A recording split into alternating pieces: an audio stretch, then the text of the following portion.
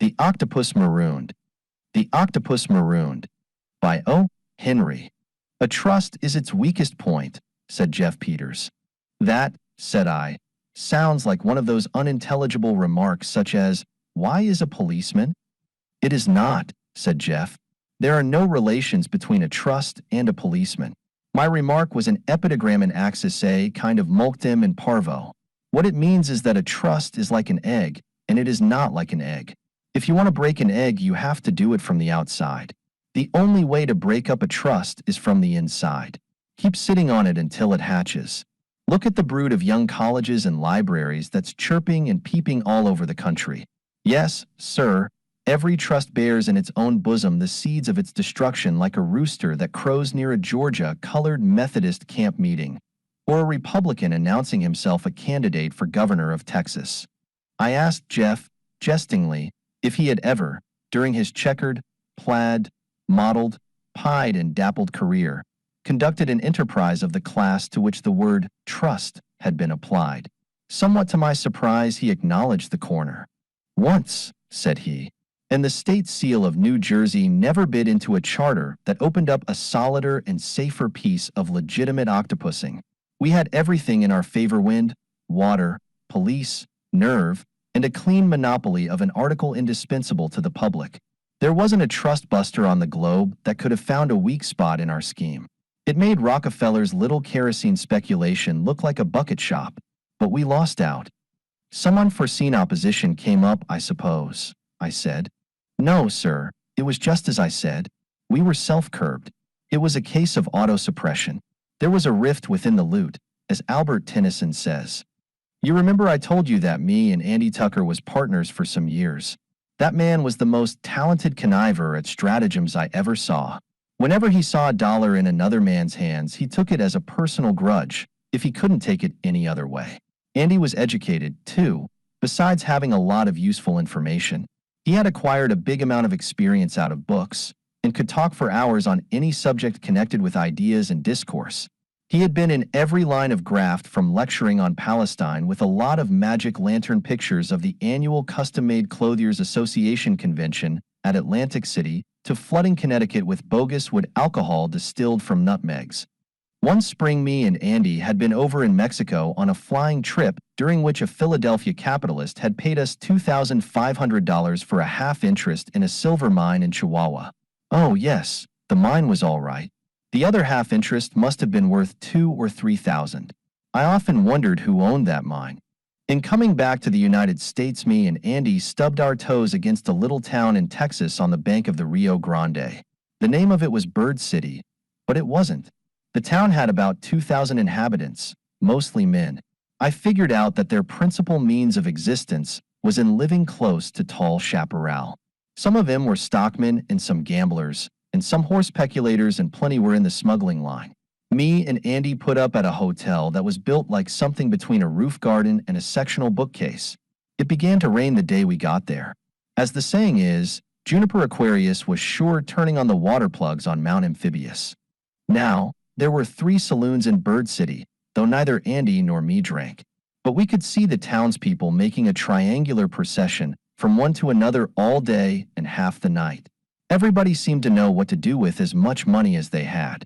The third day of the rain, it slacked up a while in the afternoon, so me and Andy walked out to the edge of town to view the mudscape. Bird City was built between the Rio Grande and a deep wide arroyo that used to be the old bed of the river. The bank between the stream and its old bed was cracking and giving away when we saw it, on account of the high water caused by the rain. Andy looks at it a long time. That man's intellect was never idle. And then he unfolds to me an instantaneous idea that has occurred to him. Right there was organized a trust, and we walked back into town and put it on the market. First we went to the main saloon in Bird City, called the Blue Snake, and bought it. It cost us $1,200. And then we dropped in, casual, at Mexican Joe's place, referred to the rain, and bought him out for $500. The other one came easy at $400. The next morning, Bird City woke up and found itself an island. The river had busted through its old channel, and the town was surrounded by roaring torrents. The rain was still raining, and there was heavy clouds in the northwest that presaged about 6 more mean annual rainfalls during the next 2 weeks. But the worst was yet to come. Bird City hopped out of its nest, waggled its pinned feathers, and strolled out for its matutinal toot. Lo! Mexican Joe's place was closed, and likewise the other little Dobe life-saving station. So, naturally the body politic emits thirsty ejaculations of surprise and ports hellum for the blue snake. And what does it find there? Behind one end of the bar sits Jefferson Peters, Octopus, with a 6-shooter on each side of him, ready to make change or corpses as the case may be. There are 3 bartenders, and on the wall is a 10-foot sign reading, "All drinks $1." Andy sits on the safe in his neat blue suit and gold-banded cigar, on the lookout for emergencies. The town marshal is there with 2 deputies to keep order, having been promised free drinks by the trust. Well, sir, it took Bird City just 10 minutes to realize that it was in a cage. We expected trouble, but there wasn't any. The citizens saw that we had him. The nearest railroad was 30 miles away, and it would be 2 weeks at least before the river would be fordable. So they began to cuss, amiable, and throw down dollars on the bar till it sounded like a selection on the xylophone. There was about 1,500 grown-up adults in Bird City that had arrived at years of indiscretion, and the majority of them required from 3 to 20 drinks a day to make life endurable. The Blue Snake was the only place where they could get M till the flood subsided. It was beautiful and simple as all truly great swindles are. About 10 o'clock, the silver dollars dropping on the bar slowed down to playing 2-steps and marches instead of jigs. But I looked out the window and saw 100 or 2 of our customers standing in line at Bird City Savings and Loan Company, and I knew they were borrowing more money to be sucked in by the clammy tendrils of the octopus. At the fashionable hour of noon, everybody went home to dinner. We told the bartenders to take advantage of the lull and do the same. Then me and Andy counted the receipts. We had taken in $1,300. We calculated that if Bird City would only remain an island for 2 weeks, the trust would be able to endow the Chicago University with a new dormitory of padded cells for the faculty, and present every worthy poor man in Texas with a farm, provided he furnished the site for it. Andy was a special inroad by self-esteem at our success, the rudiments of the scheme having originated in his own surmises and premonitions. He got off the safe and lit the biggest cigar in the house. "Jeff," says he, "I don't suppose that anywhere in the world you could find 3 cormorants with brighter ideas about downtreading the proletariat than the firm of Peters, Satan, and Tucker, Incorporated. We have sure handed the small consumer a giant blow in the sole apoplectic region. No? Well," says I, "it does look as if we would have to take up gastritis and golf, or be measured for kilts in spite of ourselves. This little turn in bug juice is, verily, all to the skibbo. And I can stand it," says I. "I'd rather batten than bant any day." Andy pours himself out 4 fingers of our best rye, and does with it as was so intended. It was the first drink I had ever known him to take. "By way of liberation," says he, "to the gods." And then after thus doing umbrage to the heathen diabetes, he drinks another to our success. And then he begins to toast the trade, beginning with Razorly and the Northern Pacific, and on down the line to the little ones like the School Book Combine and the Oleomargarine Outrages and the Lehigh Valley and Great Scott Coal Federation. "It's all right, Andy," says I, "to drink the health of our brother monopolists, but don't overdo the wassail. You know our most eminent and loathed multi-corruptionists live on weak tea and dog biscuits." Andy went in the back room a while and came out dressed in his best clothes. There was a kind of murderous and soulful look of gentle riotousness in his eye that I didn't like. I watched him to see what turn the whiskey was going to take in him. There are 2 times when you never can tell what is going to happen. One is when a man takes his first drink, and the other is when a woman takes her latest. In less than an hour, Andy's skate had turned to an ice yacht. He was outwardly decent and managed to preserve his aquarium, but inside he was impromptu and full of unexpectedness. "Jeff," says he, "do you know that I'm a crater, a living crater?" "That's a self-evident hypothesis," says I, "but you're not Irish. Why don't you say creature, according to the rules and syntax of America?" "I'm the crater of a volcano," says he. "I'm all aflame and crammed inside with an assortment of words and phrases that have got to have an exodus. I can feel millions of synonyms and parts of speech rising in me, says he, and I've got to make a speech of some sort. Drink, says Andy, always drives me to oratory. It could do no worse, says I. From my earliest recollections, says he, alcohol seemed to stimulate my sense of recitation and rhetoric. Why, in Brian's second campaign, says Andy, they used to give me 3 gin rickeys and I'd speak 2 hours longer than Billy himself could on the silver question. Finally, they persuaded me to take the gold cure. If you've got to get rid of your excess verbiage, says I, why not go out on the riverbank and speak a piece? It seems to me there was an old spellbinder named Cantharides that used to go and disincorporate himself of his windy numbers along the seashore. No, says Andy, I must have an audience. I feel like if I once turned loose, people would begin to call Senator Beveridge the grand young sphinx of the Wabash. I've got to get an audience together, Jeff, and get this oral distinction assuaged, or it may turn in on me and I'd go about feeling like a Decollage edition deluxe of Mrs. E.D.N. Southworth. On what special subject of the theorems and topics does your desire for vocality seem to be connected with? I asks. I ain't particular, says Andy. I am equally good and varicose on all subjects. I can take up the matter of Russian immigration, or the poetry of John W. Keats, or the tariff, or Kabyle literature, or drainage, and make my audience weep, cry, sob, and shed tears by turns. Well, Andy, says I, if you are bound to get rid of this accumulation of vernacular, suppose you go out in town and work it on some indulgent citizen. Me and the boys will take care of the business. Everybody will be through dinner pretty soon, and salt pork and beans makes a man pretty thirsty. We ought to take in $1,500 more by midnight. So Andy goes out of the Blue Snake, and I see him stopping men on the street and talking to him. By and by, he has half a dozen in a bunch listening to him. And pretty soon I see him waving his arms and elocuting at a good-sized crowd on a corner. When he walks away, they string out after him, talking all the time. And he leads him down the main street of Bird City with more men joining the procession as they go. It reminded me of the old legerdemain that I'd read in books about the Pied Piper of Hyde-Seek charming the children away from the town. 1 o'clock came, and then 2, and 3 got under the wire for place, and not a bird citizen came in for a drink. The streets were deserted except for some ducks and ladies going to the stores. There was only a light drizzle falling then. A lonesome man came along and stopped in front of the Blue Snake to scrape the mud off his boots. Partner, says I, what has happened? This morning there was hectic gaiety afoot, and now it seems more like one of them ruined cities of Tyre and Siphon where the lone lizard crawls on the walls of the main portcullis. The whole town, says the muddy man, is up in Sperry's wool warehouse listening to your sidekicker make a speech. He is some gravy on delivering himself of audible sounds relating to matters and conclusions, says the man. Well, I hope he'll adjourn, sine qua non pretty soon, says I, for trade languishes. Not a customer did we have that afternoon. At 6 o'clock, 2 Mexicans brought Andy to the saloon lying across the back of a burro.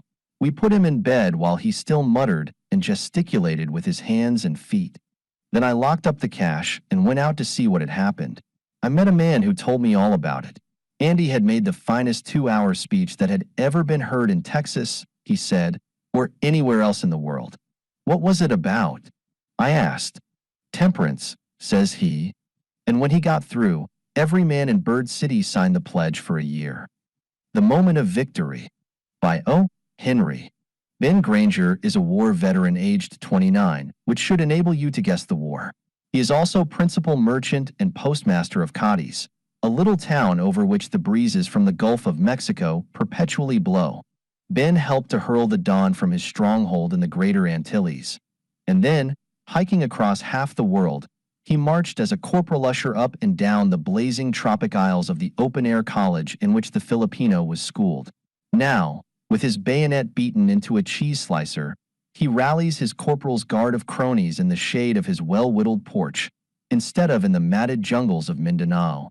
Always have his interest and choice been for deeds rather than for words, but the consideration and digestion of motives is not beyond him, as this story, which is his, will attest. What is it? He asked me one moonlit eve, as we sat among his boxes and barrels, that generally makes men go through dangers and fire and trouble and starvation and battle and such rookuses. What does a man do it for? Why does he try to outdo his fellow humans and be braver and stronger and more daring and showy than even his best friends are? What's his game? What does he expect to get out of it? He don't do it just for the fresh air and exercise. What would you say, now, Bill, that an ordinary man expects, generally speaking, for his efforts along the line of ambition and extraordinary hustling in the marketplaces, forums, shooting galleries, lyceums, battlefields, links, cinder paths, and arenas of the civilized and vice versa places of the world? Well, Ben, said I, with judicial seriousness, I think we might safely limit the number of motives of a man who seeks fame to three: to ambition, which is a desire for popular applause, to avarice, which looks to the material side of success, and to love of some woman whom he either possesses or desires to possess. Ben pondered over my words while a mockingbird on the top of a mesquite by the porch trilled a dozen bars. I reckon, said he, that your diagnosis about covers the case according to the rules laid down in the copybooks and historical readers. But what I had in my mind was the case of Willie Robbins, a person I used to know. I'll tell you about him before I close up the store, if you don't mind listening. Willie was one of our social set-up in San Augustine. I was clerking there then for Brady and Amp, Murchison, wholesale dry goods, and ranch supplies. Willie and I belonged to the same German club, an athletic association and military company. He played the triangle in our serenading and quartet crowd that used to ring the welkin 3 nights a week somewhere in town. Willie jibed with his name considerable. He weighed about as much as 100 pounds of veal in his summer suitings, and he had a "where is Mary?" expression on his features so plain that you could almost see the wool growing on him. And yet you couldn't fence him away from the girls with barbed wire. You know that kind of young fellows, a kind of a mixture of fools and angels. They rush in and fear to tread at the same time, but they never fail to tread when they get the chance. He was always on hand when a joyful occasion was had, as the morning paper would say, looking as happy as a king full, and at the same time as uncomfortable as a raw oyster served with sweet pickles. He danced like he had hind hobbles on, and he had a vocabulary of about 350 words that he made stretch over 4 Germans a week, and plagiarized from to get him through 2 ice cream suppers and a Sunday night call. He seemed to me to be a sort of a mixture of Maltese kitten, sensitive plant, and a member of a stranded 2 orphans company. I'll give you an estimate of his physiological and pictorial makeup, and then I'll stick spurs into the sides of my narrative. Willie inclined to the Caucasian in his coloring and manner of style. His hair was opalescent and his conversation fragmentary.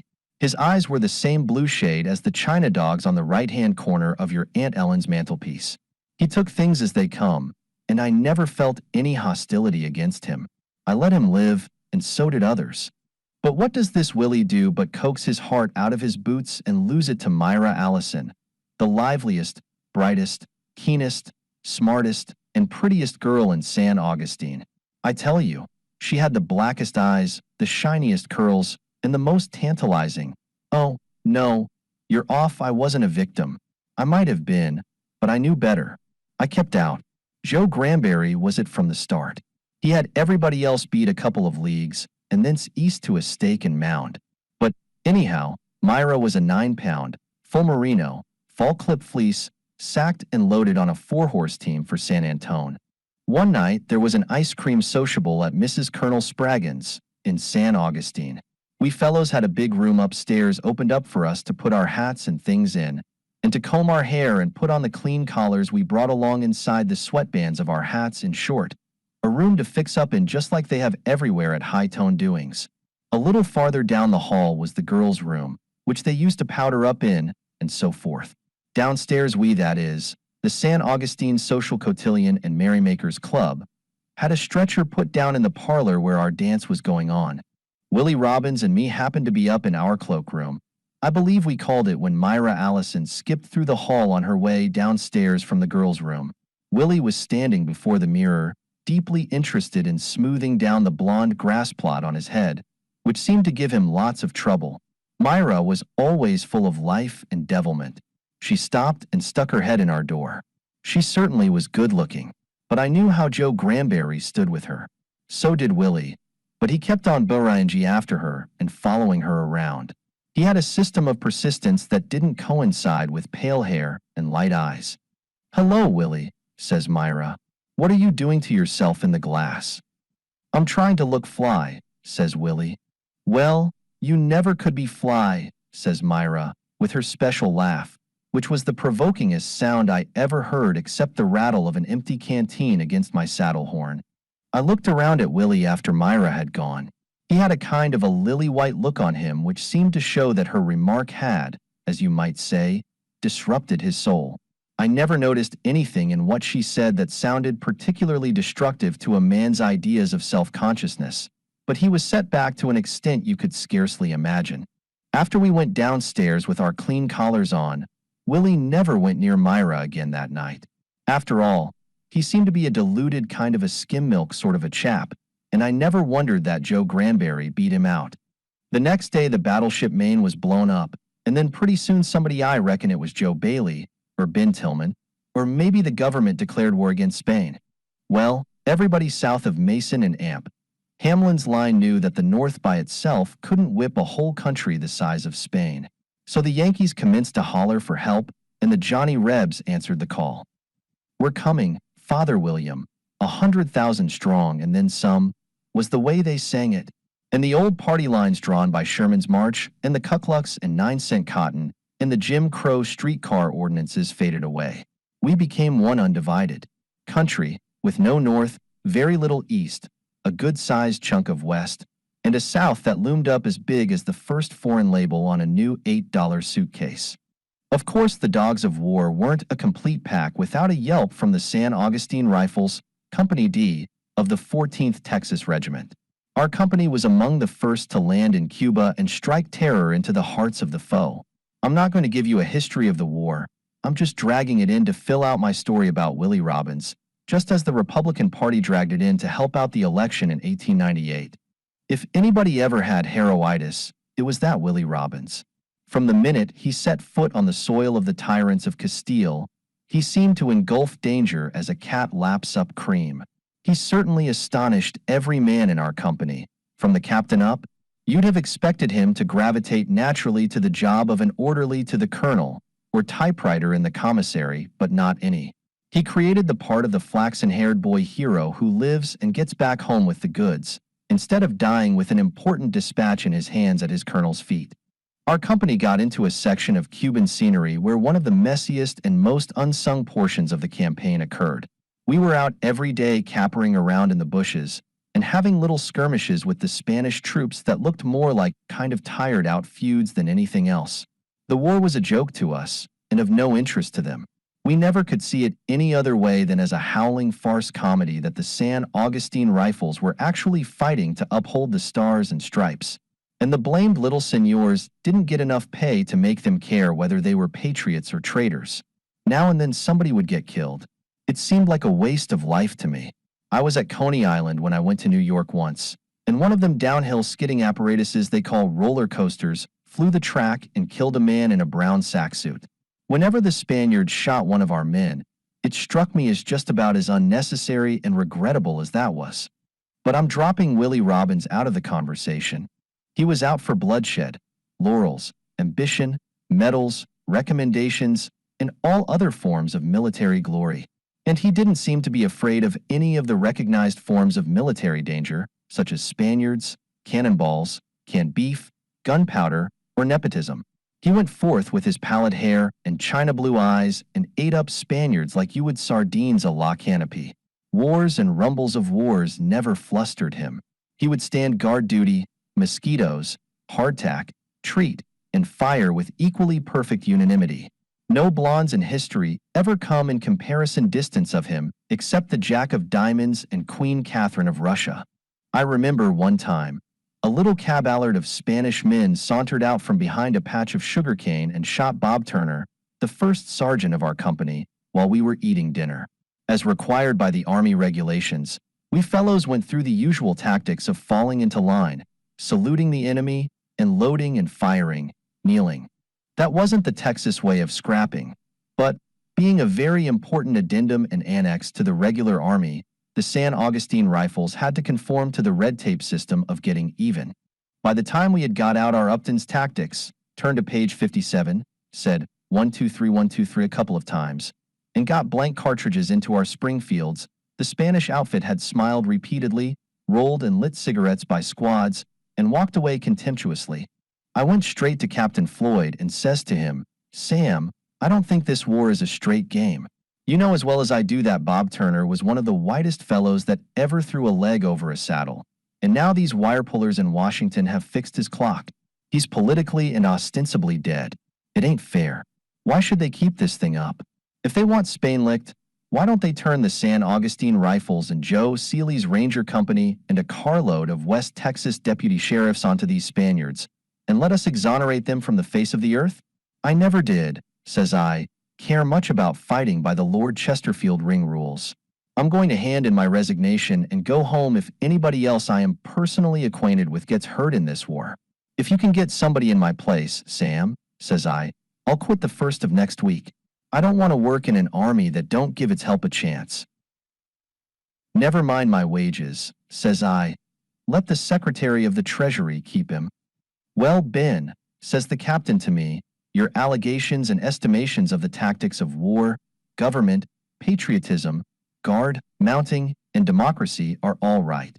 But I've looked into the system of international arbitration and the ethics of justifiable slaughter a little closer, maybe, than you have. Now, you can hand in your resignation the first of next week if you are so minded.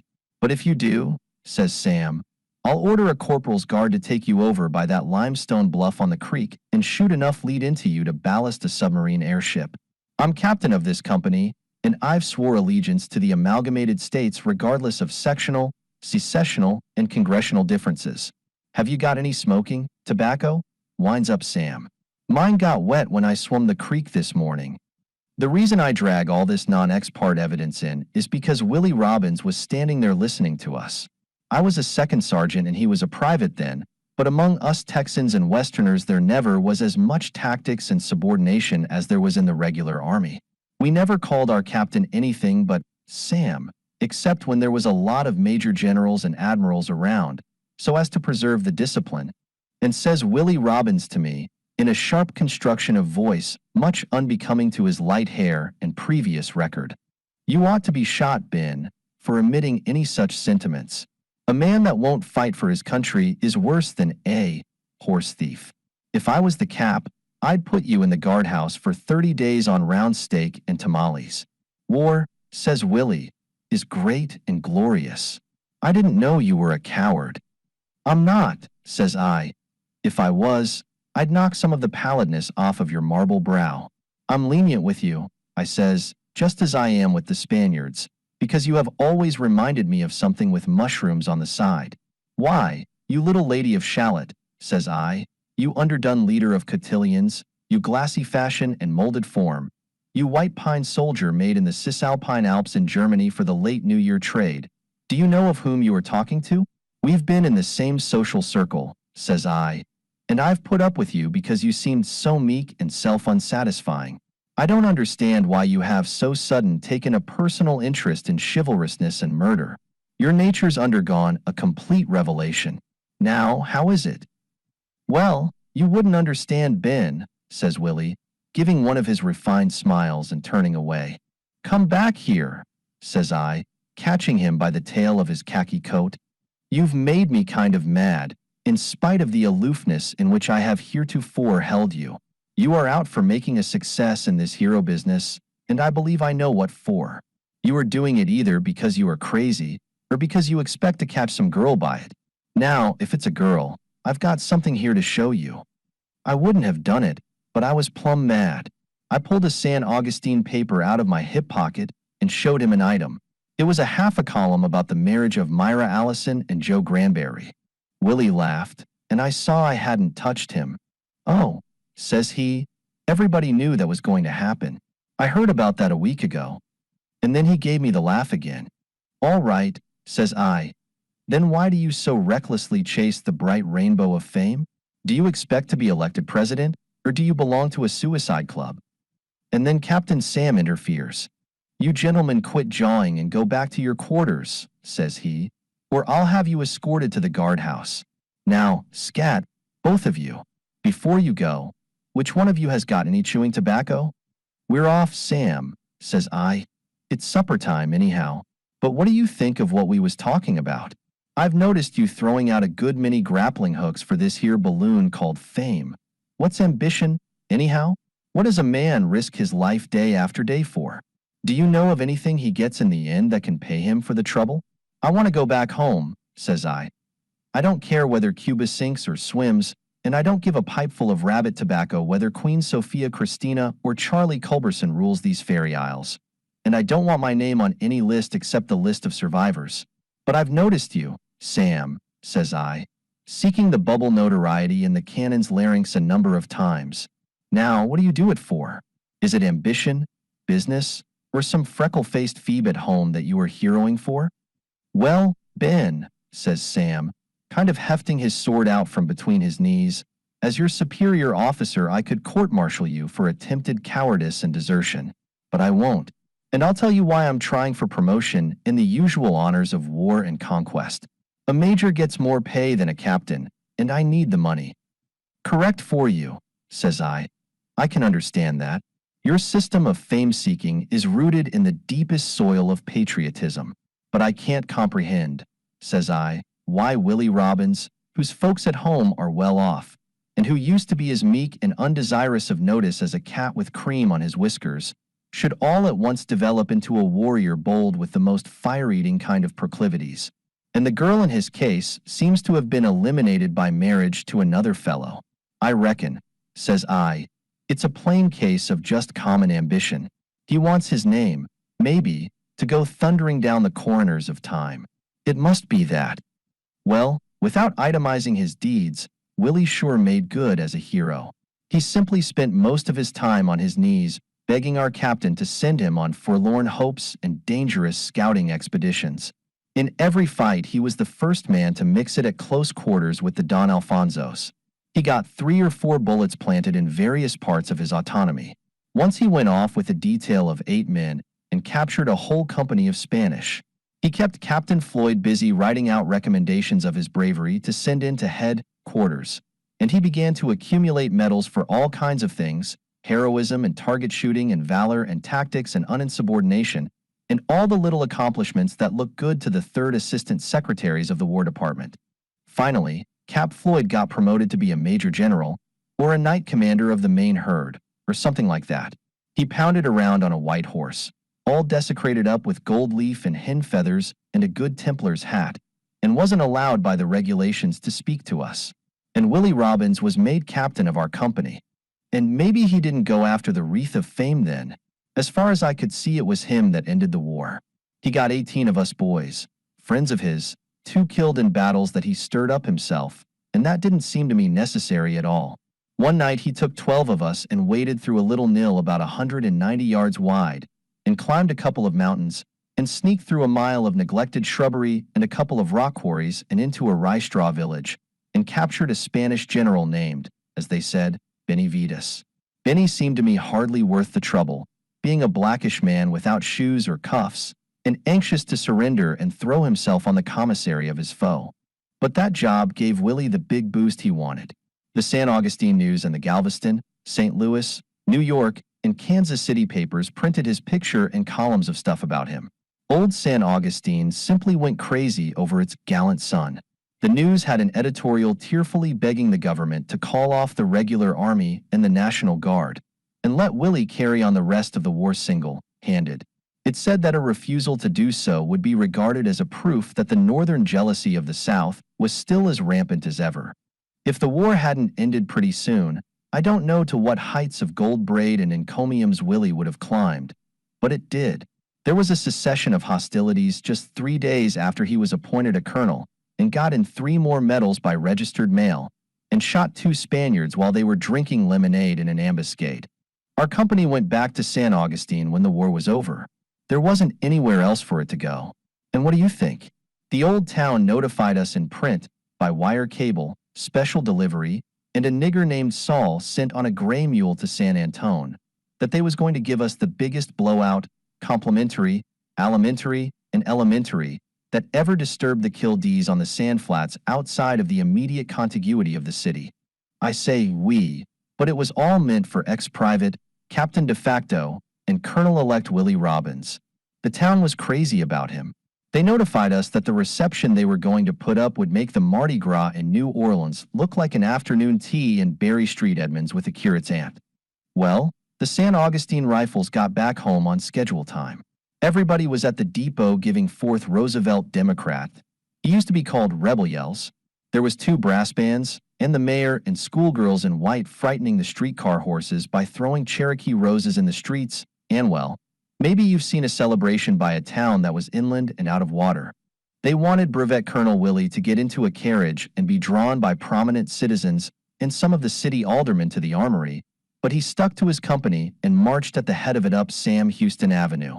The buildings on both sides was covered with flags and audiences, and everybody hollered Robbins or hello Willie as we marched up in files of 4s. I never saw a illustriouser looking human in my life than Willie was. He had at least 7 or 8 medals and diplomas and decorations on the breast of his khaki coat. He was sunburnt the color of a saddle, and he certainly done himself proud. They told us at the depot that the courthouse was to be illuminated at 7:30, and there would be speeches and chili con came at the Palace Hotel. Miss Delphine Thompson was to read an original poem by James Whitcomb Ryan, and Constable Hooker had promised us a salute of 9 guns from Chicago that he had arrested that day. After we had disbanded in the armory, Willie says to me, "Want to walk out a piece with me?" "Why, yes," says I, "if it ain't so far that we can't hear the tumult and the shouting die away. I'm hungry myself," says I, "and I'm pining for some home grub, but I'll go with you." Willie steered me down some side streets till we came to a little white cottage in a new lot with a 20 by 30-foot lawn decorated with brickbats and old barrel staves. "Halt and give the countersign," says I to Willie. "Don't you know this dugout? It's the bird's nest that Joe Granberry built before he married Myra Allison. What you going there for?" But Willie already had the gate open. He walked up the brick walk to the steps, and I went with him. Myra was sitting in a rocking chair on the porch, sewing. Her hair was smoothed back kind of hasty and tied in a knot. I never noticed till then that she had freckles. Joe was at one side of the porch, in his shirt sleeves, with no collar on, and no signs of a shave, trying to scrape out a hole among the brickbats and tin cans to plant a little fruit tree in. He looked up but never said a word, and neither did Myra. Willie was sure dandy-looking in his uniform, with medals strung on his breast and his new gold-handled sword. You'd never have taken him for the little white-headed snipe that the girls used to order about and make fun of. He just stood there for a minute, looking at Myra with a peculiar little smile on his face, and then he says to her, slow, and kind of holding on to his words with his teeth, "Oh, I don't know. Maybe I could if I tried." That was all that was said. Willie raised his hat, and we walked away. And, somehow, when he said that, I remembered, all of a sudden, the night of that dance and Willie brushing his hair before the looking glass and Myra sticking her head in the door to guy him. When we got back to Sam Houston Avenue, Willie says, "Well, so long, Ben. I'm going down home and get off my shoes and take a rest." "You?" says I. "What's the matter with you? Ain't the courthouse jammed with everybody in town waiting to honor the hero? And 2 brass bands, and recitations and flags and jags and grub to follow waiting for you." Willie sighs. "All right, Ben," says he. "Darned if I didn't forget all about that. And that's why I say," concluded Ben Granger, "that you can't tell where ambition begins any more than you can where it is going to wind up." The Missing Chord by O. Henry. I stopped overnight at the sheep ranch of Rush Kinney on the sandy fork of the Nueces. Mr. Kinney and I had been strangers up to the time when I called "hello" at his hitching rack. But from that moment until my departure on the next morning we were, according to the Texas code, undeniable friends. After supper the ranchman and I lugged our chairs outside the 2-room house to its floorless gallery roofed with chaparral and sequista grass.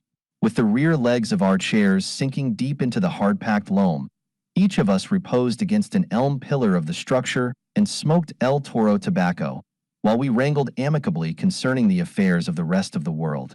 As for conveying adequate conception of the engaging charm of that prairie evening, despair waits upon it.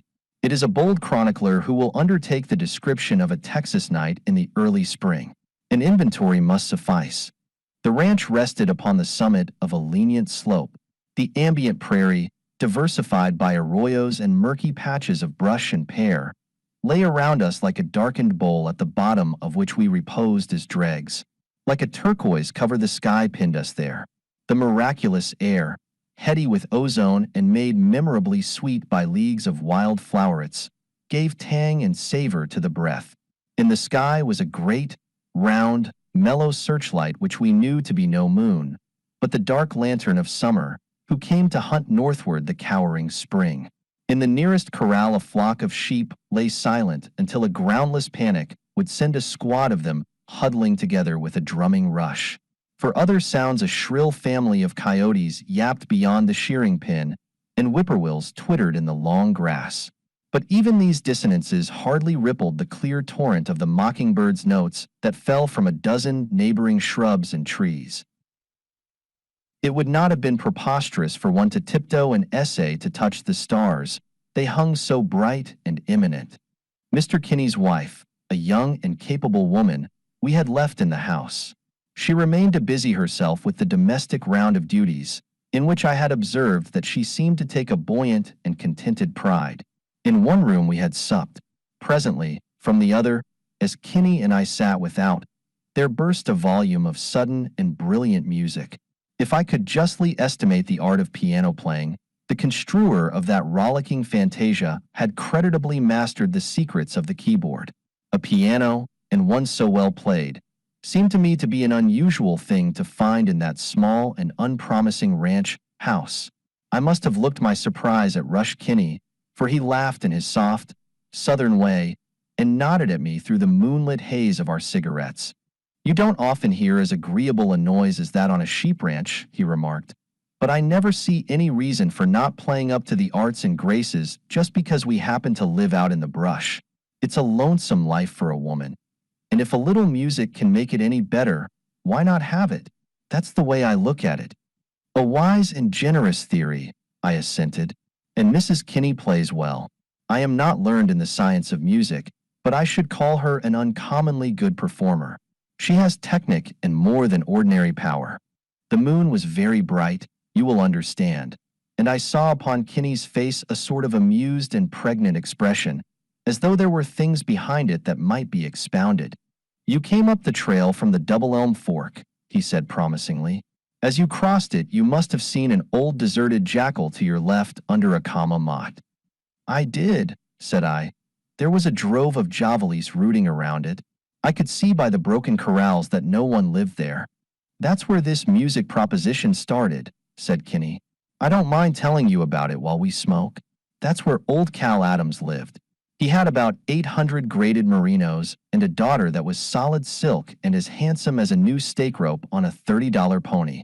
And I don't mind telling you that I was guilty in the second degree of hanging around old Cal's ranch all the time I could spare away from lambing and shearing. Miss Marilla was her name, and I had figured it out by the rule of two that she was destined to become the chatelaine and lady superior of Rancho Lamato, belonging to our Kinney Esq, where you are now a welcome and honored guest. I will say that old Cal wasn't distinguished as a sheepman. He was a little, old stoop-shouldered hombre about as big as a gun scabbard, with scraggy white whiskers, and condemned to the continuous use of language.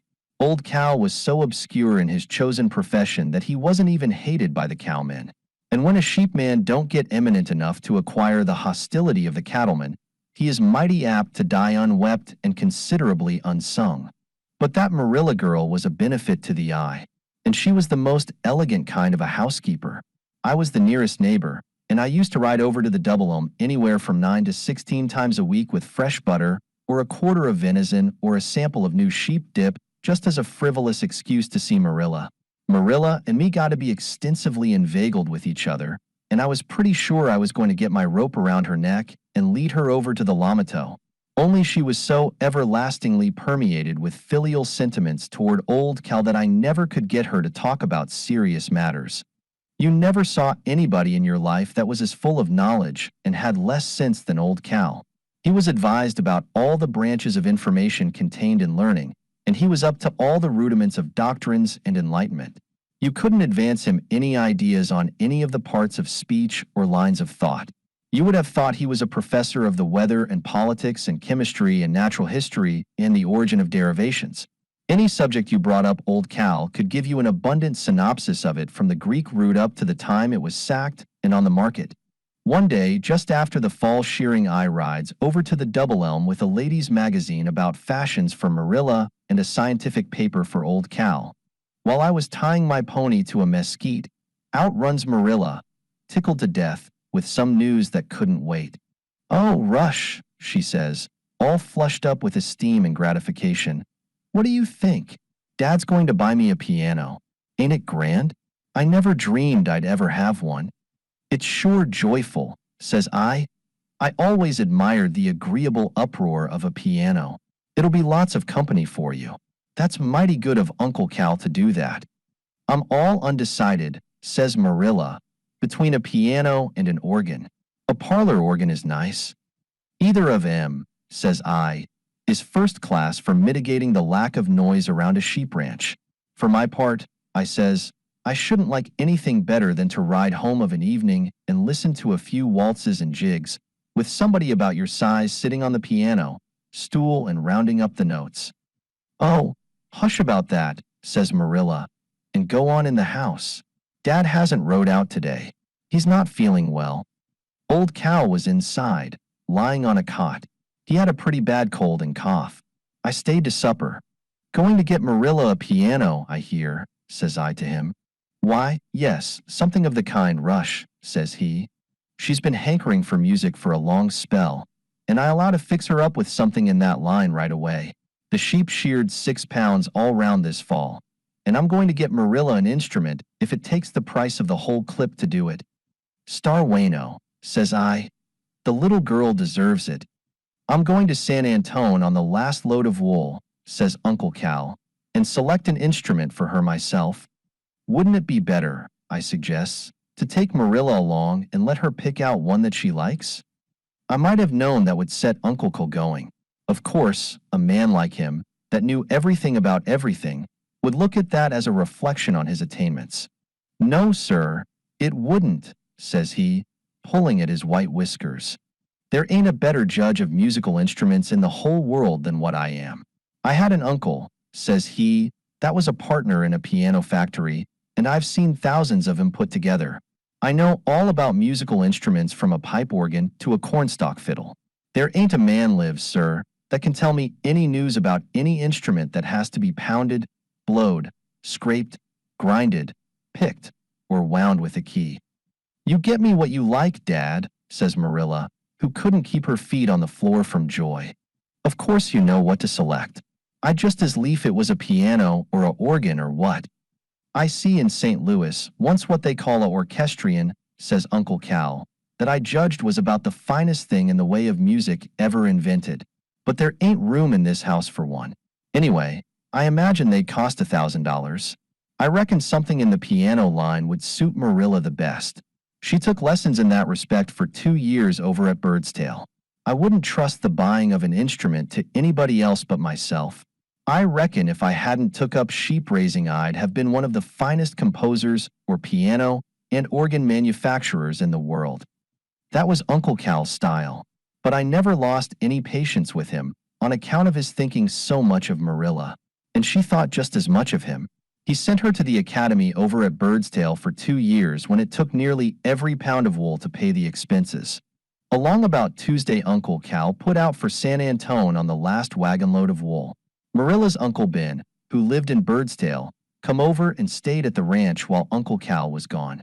It was 90 miles to San Antone and 40 to the nearest railroad station, so Uncle Cal was gone about 4 days. I was over at the Double Elm when he came rolling back one evening about sundown, and up there in the wagon, sure enough, was a piano or a organ, we couldn't tell which, all wrapped up in wool sacks, with a wagon sheet tied over it in case of rain, and out skips Marilla, hollering, "Oh, oh," with her eyes shining and her hair a-flying. Dad, She sings out, "Have you brought it? Have you brought it?" And it right there before her eyes, as women will do. "Finest piano in San Antone," says Uncle Cal, waving his hand, proud. "Genuine rosewood, and the finest, loudest tone you ever listened to. I heard the storekeeper play it, and I took it on the spot and paid cash down." Me and Ben and Uncle Cal and a Mexican lifted it out of the wagon and carried it in the house and set it in a corner. It was one of them upright instruments, and not very heavy or very big. And then all of a sudden Uncle Cal flops over and says he's mighty sick. He's got a high fever, and he complains of his lungs.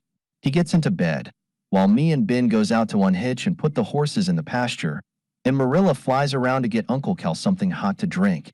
But first she puts both arms on that piano and hugs it with a soft kind of a smile, like you see kids doing with their Christmas toys. When I came in from the pasture, Marilla was in the room where the piano was. I could see by the strings and wool sacks on the floor that she had had it unwrapped. But now she was tying the wagon sheet over it again, and there was a kind of solemn, whitish look on her face. "Ain't wrapping up the music again, are you, Marilla?" I asks.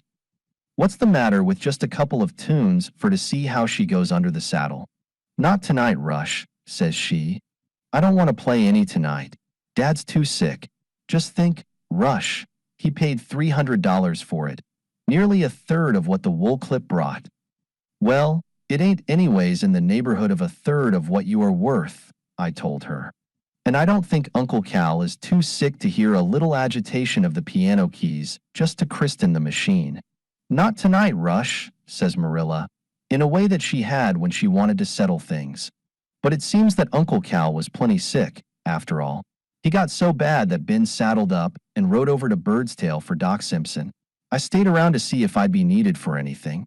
When Uncle Cal's pain let up on him a little, he called Marilla and says to her, "Did you look at your instrument, honey? And do you like it?"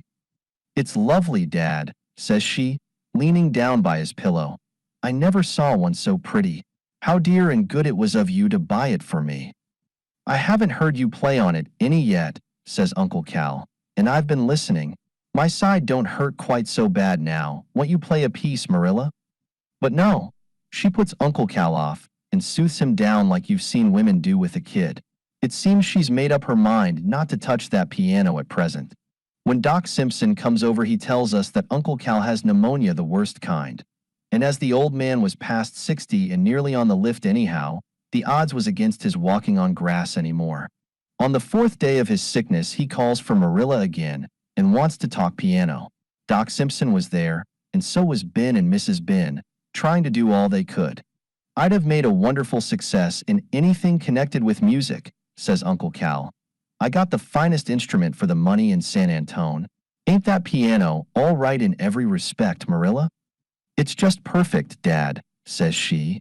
"It's got the finest tone I ever heard. But don't you think you could sleep a little while now, Dad?" "No, I don't," says Uncle Cal. "I want to hear that piano. I don't believe you've even tried it yet. I went all the way to San Antone and picked it out for you myself. It took a third of the fall clip to buy it. But I don't mind that if it makes my good girl happier. Won't you play a little bit for Dad, Marilla?" Doc Simpson beckoned Marilla to one side and recommended her to do what Uncle Cal wanted, so it would get him quieted.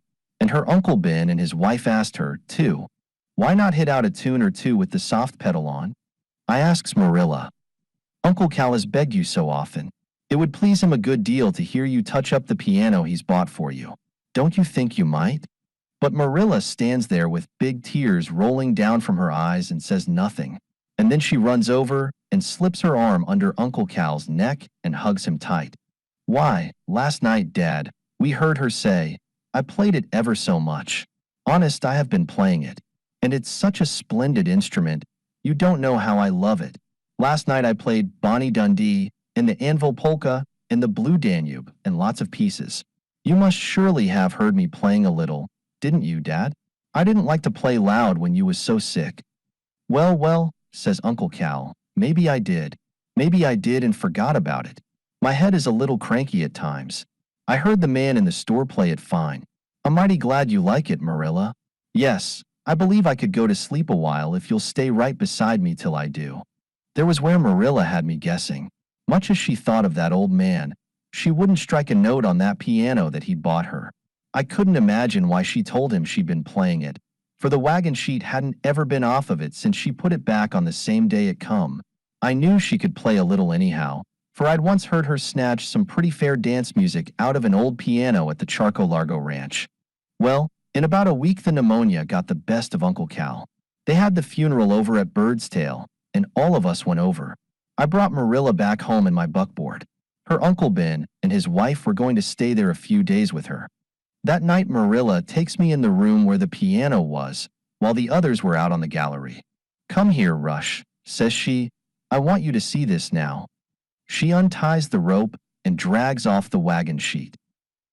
If you ever rode a saddle without a horse, or fired off a gun that wasn't loaded, or took a drink out of an empty bottle, why, then you might have been able to scare an opera or two out of the instrument Uncle Cal had bought.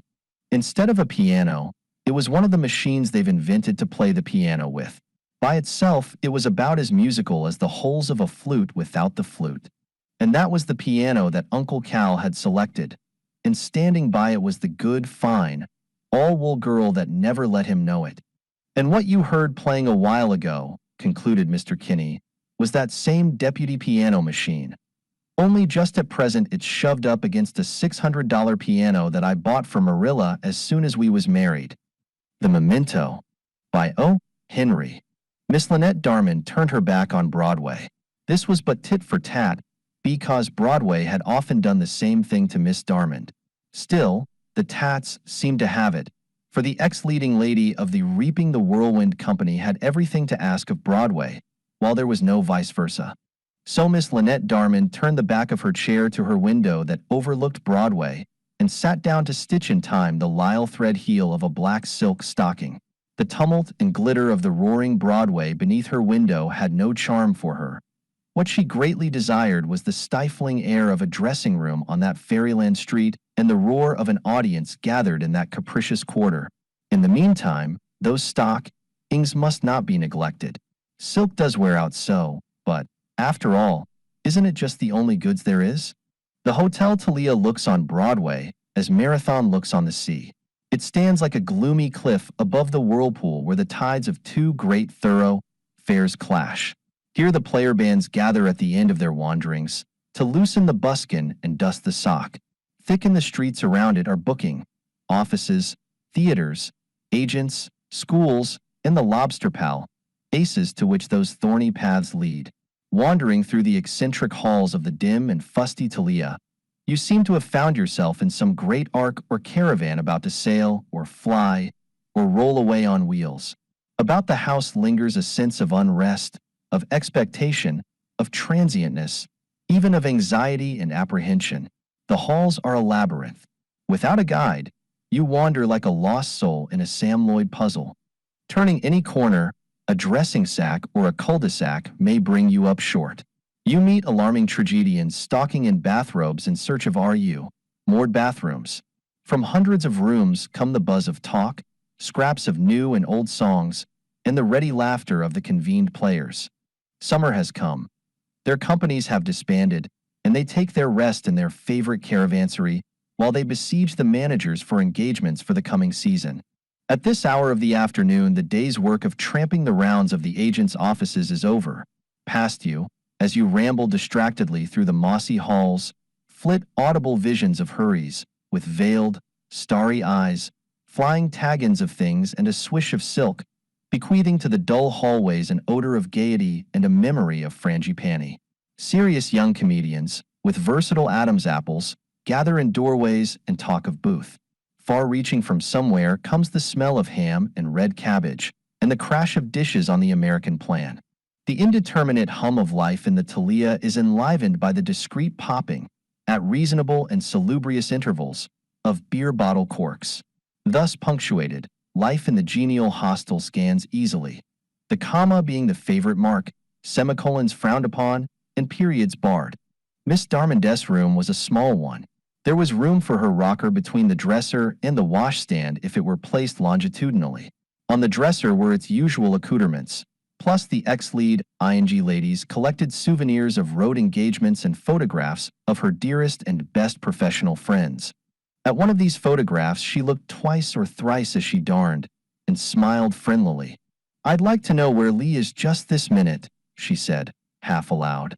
If you had been privileged to view the photograph thus flattered, you would have thought at the first glance that you saw the picture of a many-petaled white flower, blown through the air by a storm. But the floral kingdom was not responsible for that swirl of petalous whiteness.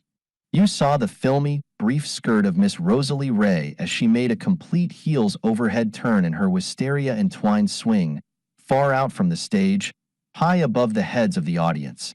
You saw the era's inadequate representation of the graceful, strong kick with which she, at this exciting moment, sent flying, high and far, the yellow silk garter that each evening spun from her agile limb and descended upon the delighted audience below. You saw, too, amid the black-clothed, mainly masculine patrons of select vaudeville, 100 hands raised with the hope of staying the flight of the brilliant aerial token. 40 weeks of the best circuits this act had brought Miss Rosalie Ray, for each of 2 years. She did other things during her 12 minutes, a song and dance, imitations of 2 or 3 actors who are but imitations of themselves, and a balancing feat with a stepladder and feather duster.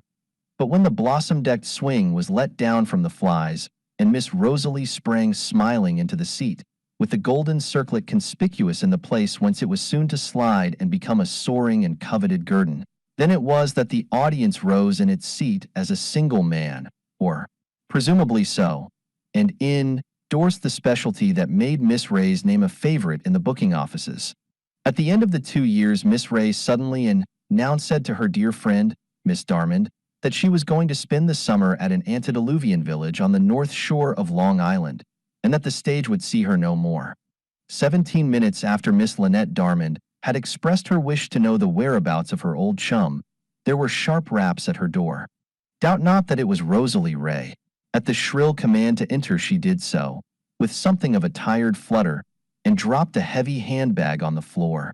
Upon my word, it was Rosalie, in a loose, travel-stained automobilist coat, closely tied brown veil with yard-long, flying ends, gray walking suit and tan Oxfords with lavender overgaiters.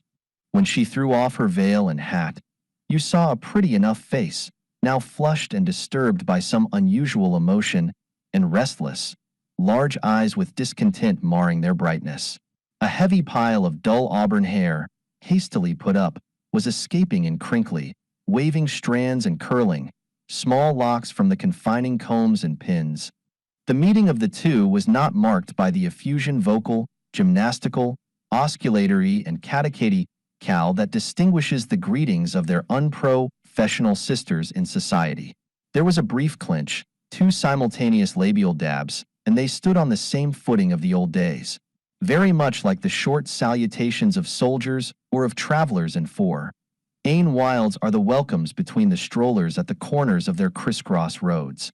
"I've got the hall room 2 flights up above yours," said Rosalie, "but I came straight to see you before going up. I didn't know you were here till they told me." "I've been in since the last of April," said Nettie, "and I'm going on the road with a Fatal Inheritance company. We open next week in Elizabeth. I thought you'd quit the stage, Lee. Tell me about yourself." Rosalie settled herself with a skillful wriggle on the top of Miss Darmond's wardrobe trunk and leaned her head against the papered wall. From long habit, thus can peripatetic leading ladies and their sisters make themselves as comfortable as though the deepest armchairs embraced them.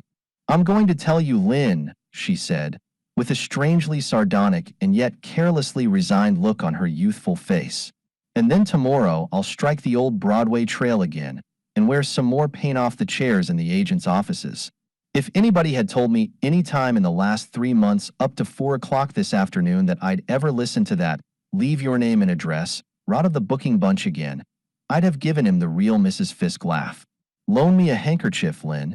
Gee, but those Long Island trains are fierce. I've got enough soft coal cinders on my face to go on and play topsy without using the cork. And, speaking of corks, got anything to drink, Lynn?" Miss Darmond opened a door of the washstand and took out a bottle. "There's nearly a pint of Manhattan. There's a cluster of carnations in the drinking glass. But, oh, pass the bottle. Save the glass for calm, Penny. Thanks. That hits the spot. The same to you. My first drink in 3 months. Yes, Lynn. I quit the stage at the end of last season. I quit it because I was sick of the life. And especially because my heart and soul were sick of men, of the kind of men we stage people have to be up against. You know what the game is to us. It's a fight against him all the way down the line, from the manager who wants us to try his new motor car to the bill posters who want to call us by our front names. And the men we have to meet after the show are the worst of all. The stage door kind, and the man Ager's friends who take us to supper and show their diamonds and talk about seeing Dan and Dave and Charlie for us. They're beasts and I hate him. I tell you, Lynn, it's the girls like us on the stage that ought to be pitted. It's girls from good homes that are honestly ambitious and work hard to rise in the profession, but never do get there. You bear a lot of sympathy sloshed around on chorus girls, and they're $15 a week. Piffle. There ain't a sorrow in the chorus that a lobster cannot heal. If there's any tears to shed, let him fall for the actress that gets a salary of from $30 to $45 a week for taking a leading part in a bum show. She knows she'll never do any better, but she hangs on for years, hoping for the chance that never comes.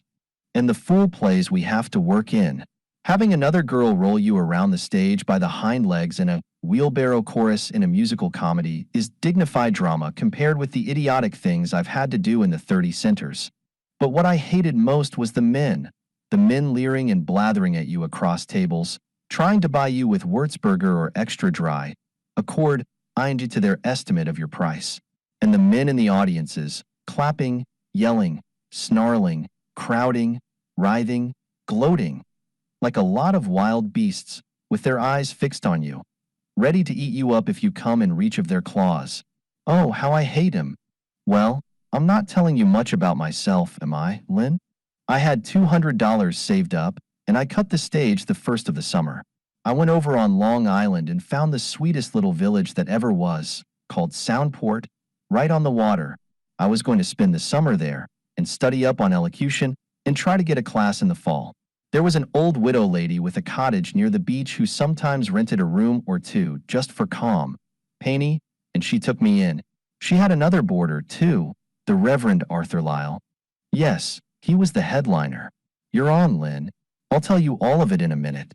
It's only a one-act play. The first time he walked on, Lynn, I felt myself going. The first lines he spoke, he had me. He was different from the men in audiences. He was tall and slim, and you never heard him come in the room, but you felt him. He had a face like a picture of a knight, like one of that round table bunch, and a voice like a cello solo. And his manners.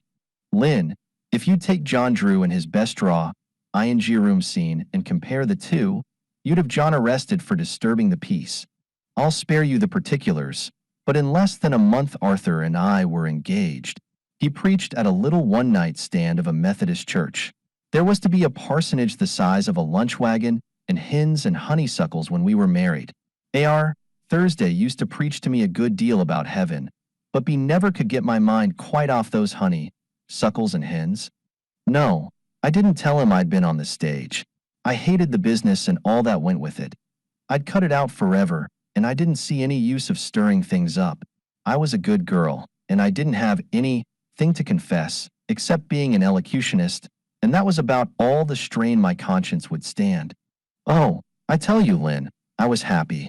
I sang in the choir and attended the sewing society, and recited that Annie Laurie thing with the whistling stunt in it, in a manner bordering upon the professional, as the weekly village paper reported it. And Arthur and I went rowing and walking in the woods and clamming, and that poky little village seemed to me the best place in the world. I'd have been happy to live there always, too, if... But one morning old Mrs. Gurley, the widow lady, got gossipy while I was helping her string beans on the back porch and began to gush information, as folks who rent out their rooms usually do. Mr. Lyle was her idea of a saint on earth, as he was mine, too. She went over all his virtues and graces and wound up by telling me that Arthur had had an extremely romantic love affair, not long before, that had ended unhappily. She didn't seem to be onto the details, but she knew that he had been hit pretty hard. He was paler and thinner, she said, and he had some kind of a remembrance or keepsake of the lady in a little rosewood box that he kept locked in his desk drawer in his study. Several times, says she, I've seen him gloomarin' over that box of evenings, and he always locks it up right away if anybody comes into the room. Well, you can imagine how long it was before I got Arthur by the wrist and led him down stage and hissed in his ear. That same afternoon, we were lazying around in a boat among the water lilies at the edge of the bay. Arthur, says I, you never told me you'd had another love affair. But Mrs. Gurley did, I went on, to let him know I knew. I hate to bear a man lie. Before you came, says he, looking me frankly in the eye, there was a previous affection, a strong one. Since you know of it, I will be perfectly candid with you. I am waiting, says I. My dear Ida, says Arthur, of course I went by my real name. While I was in Soundport, this former affection was a spiritual one, in fact. Though the lady aroused my deepest sentiments and was, as I thought, my ideal woman, I never met her and never spoke to her. It was an ideal love. My love for you, while no less ideal, is different. You wouldn't let that come between us. Was she pretty? I asked. She was very beautiful, said Arthur. Did you see her often? I asked. Something like a dozen times, says he. Always from a distance, says I. Always from quite a distance, says he. And you loved her? I asked. She seemed my ideal of beauty and grace and soul, says Arthur. And this keepsake that you keep under lock and key and moon over at times, is that a remembrance from her? A memento, says Arthur, that I have treasured. Did she send it to you? It came to me from her, says B. In a roundabout way? I asked. Somewhat roundabout, says he, and yet rather direct. Why didn't you ever meet her? I asked. Were your positions in life so different? She was far above me, says Arthur. Now, Ida, he goes on, this is all of the past. You're not going to be jealous, are you? Jealous, says I. Why, man, what are you talking about? It makes me think 10 times as much of you as I did before I knew about it. And it did, Lynn, if you can understand it. That ideal love was a new one on me, but it struck me as being the most beautiful and glorious thing I'd ever heard of. Think of a man loving a woman he'd never even spoken to, and being faithful just to what his mind and heart pictured her. Oh, it sounded great to me. The men I'd always known come at you with either diamonds, knockout drops, or a raise of salary, and their ideals. Well, we'll say no more. Yes, it made me think more of Arthur than I did before. I couldn't be jealous of that faraway divine, ity that he used to worship, for I was going to have him myself, and I began to look upon him as a saint on earth, just as old Lady Gurley did. About 4 o'clock this afternoon, a man came to the house for Arthur to go and see somebody that was sick among his church bunch. Old Lady Gurley was taking her afternoon snore on a couch, so that left me pretty much alone. In passing by Arthur's study, I looked in and saw his bunch of keys hanging in the drawer of his desk, where he'd forgotten them. Well, I guess we're all to the Mrs. Bluebeard now and then, ain't we, Lynn? I made up my mind I'd have a look at that memento he kept so secret. Not that I cared what it was just curiosity. While I was opening the drawer, I imagined 1 or 2 things it might be. I thought it might be a dried rosebud she dropped down to him from a balcony, or maybe a picture of her he'd cut out of a magazine, she being so high up in the world. I opened the drawer, and there was the rosewood casket about the size of a gent's collar box. I found the little key in the bunch that fitted it, and unlocked it and raised the lid. I took one look at that memento, and then I went to my room and packed my trunk. I threw a few things into my grip, gave my hair a flirt or 2 with a side comb, put on my hat, and went in and gave the old lady's foot a kick. I tried awfully hard to use proper and correct language while I was there for Arthur's sake, and I had the habit down pat, but it left me then. Stop sawing gourds, says I, and sit up and take notice. The ghost's about to walk. I'm going away from here, and I owe you $8. The expressman will call for my trunk. I handed her the money. Dear me, Miss Crosby, says she. Is anything wrong? I thought you were pleased here. Dear me, young women are so hard to understand. and so different from what you expect him to be. You're damn right, says I. Some of 'em are. But you can't say that about men. When you know one man, you know 'em all. That settles the human race question. And then I caught the 438, soft, coal unlimited, and here I am. You didn't tell me what was in the box, Lee, said Miss Darmond, anxiously. One of those yellow silk garters that I used to kick off my leg into the audience during that old vaudeville swing act of mine. Is there any of the cocktail left, Lynn? The Merry Month of May, by O. Henry. Prithee, smite the poet in the eye when he would sing to you praises of the month of May. It is a month presided over by the spirits of mischief and madness. Pixies and flibberty-gibbets haunt the budding woods. Puck and his train of midgets are busy in town and country. In May, nature holds up at us a chiding finger, bidding us remember that we are not gods, but over-conceited members of her own great family. She reminds us that we are brothers to the chowder-doomed clam and the donkey, lineal scions of the pansy and the chimpanzee, and but cousins German to the cooing doves, the quacking ducks, and the housemaids and policemen in the parks. In May, Cupid shoots blindfolded, millionaires marry stenographers. Wise professors woo white-aproned gum chewers behind quick lunch counters. School moms make big bad boys remain after school.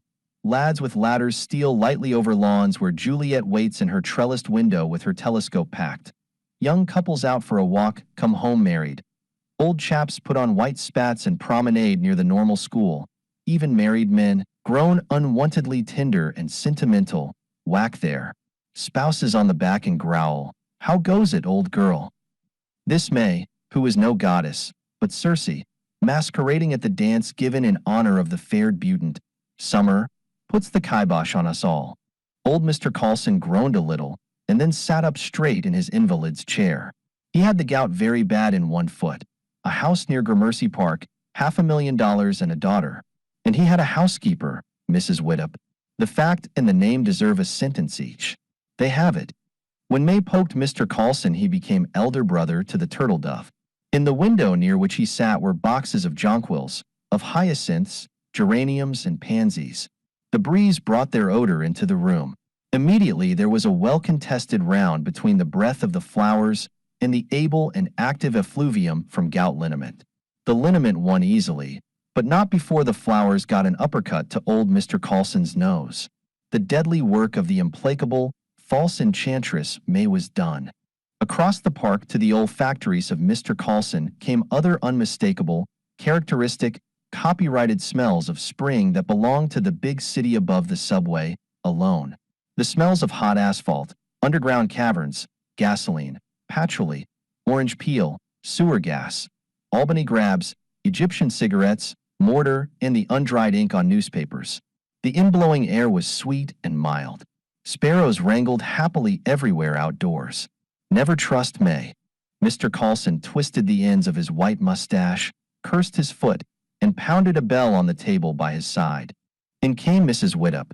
She was comely to the eye, fair, flustered, 40 and foxy. "Higgins is out, sir," she said, with a smile suggestive of vibratory massage. "He went to post a letter. Can I do anything for you, sir?" "It's time for my aconite," said old Mr. Carlson. "Drop it for me. The bottle's there. 3 drops. In water. That is, confound Higgins. There's nobody in this house cares if I die here in this chair for want of attention." Mrs. Widdop sighed deeply. "Don't be saying that, sir," she said. "There's them that would care more than anyone knows." 13 drops, you said, sir?" 3, said old man Carlson. He took his dose and then Mrs. Widdop's hand. She blushed. "Oh yes, it can be done. Just hold your breath and compress the diaphragm." "Mrs. Widdop," said Mr. Carlson, "the springtime's full upon us." "Ain't that right?" said Mrs. Widdop. "The air's real warm, and there's bock beer signs on every corner, and the park's all yaller and pink and blue with flowers, and I have such shooting pains up my legs and body." "In the spring," quoted Mr. Carlson, curling his mustache, "AY, that is, a man's fancy lightly turns to thoughts of love." "Lawsy now," exclaimed Mrs. Widdop. "Ain't that right? Seems like it's in the air." "In the spring," continued old Mr. Carlson, a livelier iris shines upon the burnished dove. They do be lively, the Irish, sighed Mrs. Widdop pensively. Mrs. Widdop, said Mr. Coulson, making a face at a twinge of his gouty foot, this would be a lonesome house without you. I'm an elderly man, but I'm worth a comfortable lot of money. If $500,000 worth of government bonds and the true affection of a heart that, though no longer beating with the first ardor of youth, can still throb with genuine.